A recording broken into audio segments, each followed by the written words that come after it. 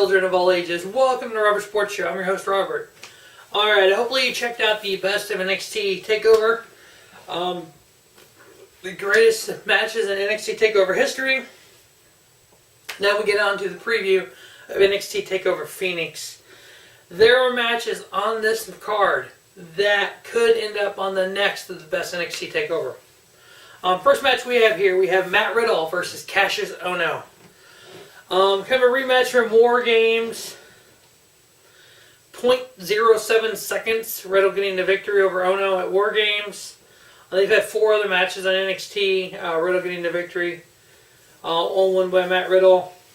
This feud started with really Cassius Ohno not getting a huge push in NXT. Him thinking he's been pushed over. All these new shiny toys come in. They get the push to the top. They become champion. They move up to the main roster. Ohno hasn't. Cassius Ohno, throughout the years, has been one of the greatest wrestlers on the independent circuit. Known as Chris Hero, some of his matches, there's a 90-minute 2 out of 3 falls match versus CM Punk. 93-minute match. There's multiple 60-minute time limit draws. So look up CM Punk versus Chris Hero. It's IWA Mid-South. Just, good God, these matches. The 93-minute 2 out of 3 falls match, I will tell you, the first 45 minutes of it drug ass. But the next 45 minutes of it, I put it up against any match I've ever seen in my life.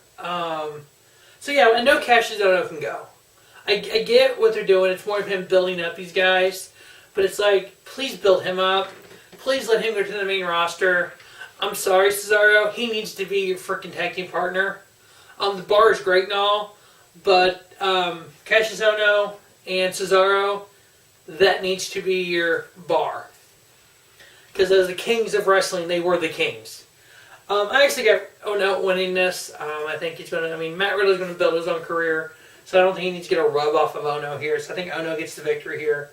Next, could be the match of the year. Saying it right now, NXT North American Championship on the line. We have champion Ricochet, King Ricochet versus Johnny Wrestling, Johnny Gargano. As long as they don't fuck this match up and do something stupid, kind of a funky end or whatever, let's let these two guys go. Okay, match of the year. What's funny is these guys have had title matches throughout history of professional wrestling. They both were 2 of the indie darlings. 2014, a WWN live event. Gargano won the Dragon Gate title, retained versus Ricochet. Evolve 10, Gargano won versus Ricochet. There's another Evolve show where Gargano double count out versus Ricochet. The Jacksonville House show, Ricochet ended up winning. I actually have Ricochet retaining here. I think what Johnny Gargano has done in NXT is extraordinary. He's one of the best wrestlers ever in NXT. You move up Heavy Machinery. You move up some of these other guys. No Way Jose. But you leave Gargano in NXT. Let Gargano shine. Gargano needs to go into the Royal Rumble and win. I'm fine with seeing Gargano versus Daniel Bryan at WrestleMania for the WWE title. Who wouldn't? Dude, let the dude move up! And don't put him on 205 Live. Well, actually, this could be a 205 Live match. I can see both these guys going to 205 Live. Could you imagine this is the ladder match for the Cruiserweight Championship? Yeah, I'd rather see them both with the world title, but yeah, that's beside the point. I actually have Ricochet retaining. Next, we have the NXT tag titles on the line. We have the Undisputed Era putting their titles up versus the War Raiders. When I wrote this out, I was pretty sure that Undisputed Era was going to lose versus the War Raiders. They've had the titles 218 days. The average NXT Tag Team Champion run has been 136 days. Undisputed Era had the titles the first time, which was Fish and O'Reilly had it for 202 days. But after this last NXT show episode on the network, and hearing Adam Cole talk, it's almost like they want to put all the titles on the Undisputed Era. which would work. Bobby Fish as the North American champion, Adam Cole, Bye as the world champion, and then the tag titles. I do think they're going to move up sooner than later. They've been in NXT for over a year. I don't think they still need to be there. I think they're a viable four-man faction. You could throw it on either SmackDown or Raw, or both, and they could just freaking run the world. So I'm going to stick with War Raiders winning the titles here.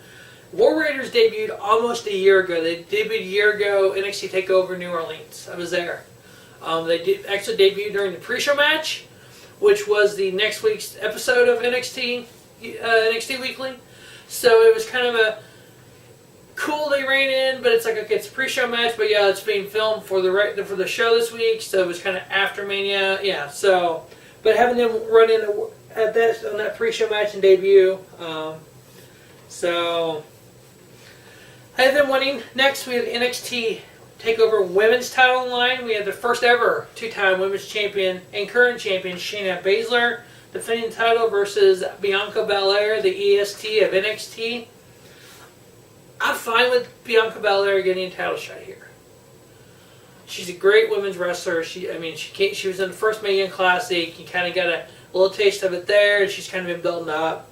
I just don't see Shayna losing to her.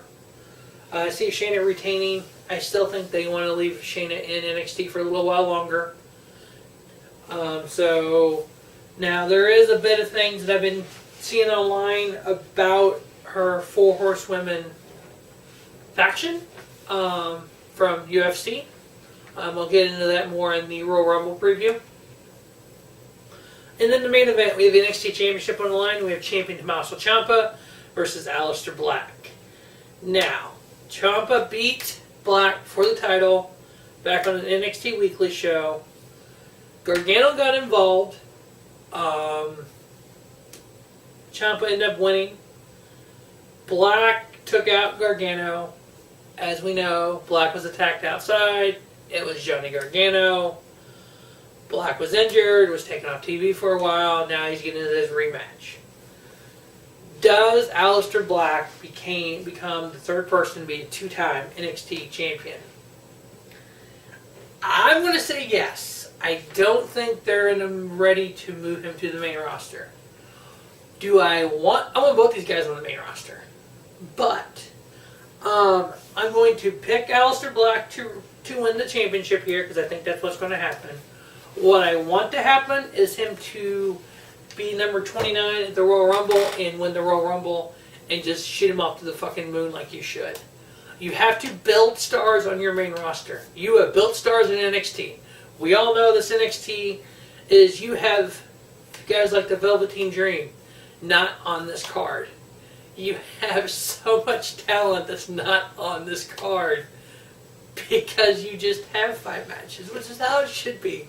You have to earn your way onto a card. You don't just, okay, everybody's going to be at WrestleMania. We'll have 15 million matches so everyone can say they were at WrestleMania.